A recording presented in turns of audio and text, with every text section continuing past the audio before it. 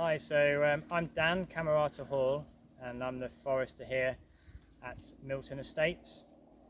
We're in Cambridgeshire, in a woodland in Cambridgeshire, just on the edge of Peterborough.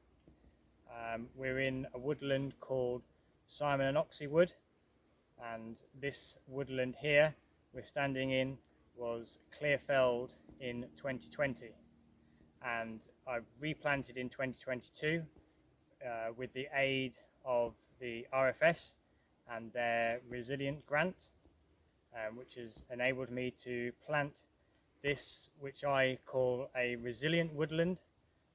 We've got about 9 different species of tree in this woodland, hardwoods and shrubs.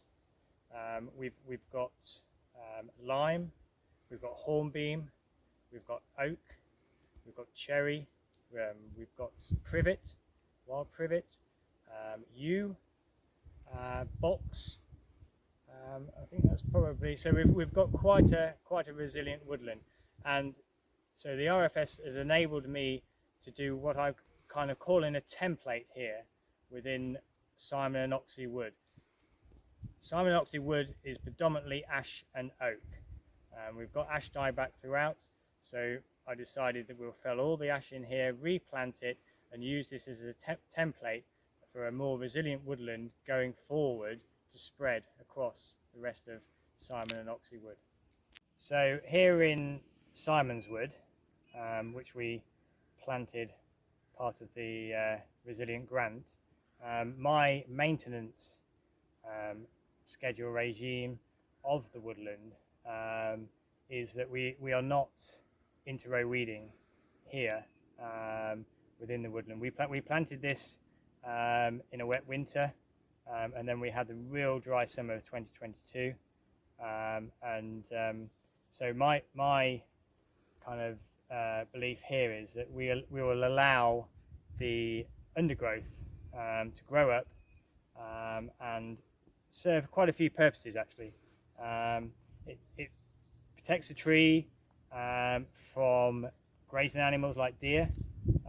When you've got thistles and you've got bramble growing up throughout the planting, it deters the deer from within the trees. And as you can see here, we've got a hornbeam here growing nicely out the top, quite top heavy coming over. But we've also got an oak tree behind me, kind of supported by this thistle. You know, the oak tree is almost a metre out the top, but it's protected by this thistle.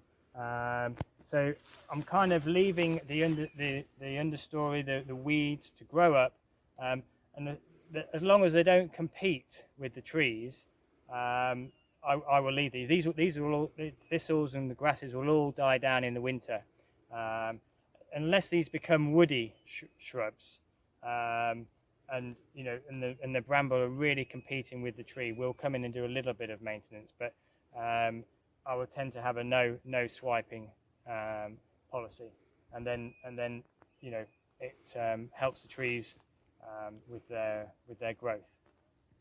So with our weed growth, which we've got throughout the planting here, and on a day like today is a great example. We've got the sun beating down. You know, we're touching high 20s. So the kind of the sun rays coming down to the ground, scorching the ground. But here we won't get that. We've got kind of different temperatures within the tree guard.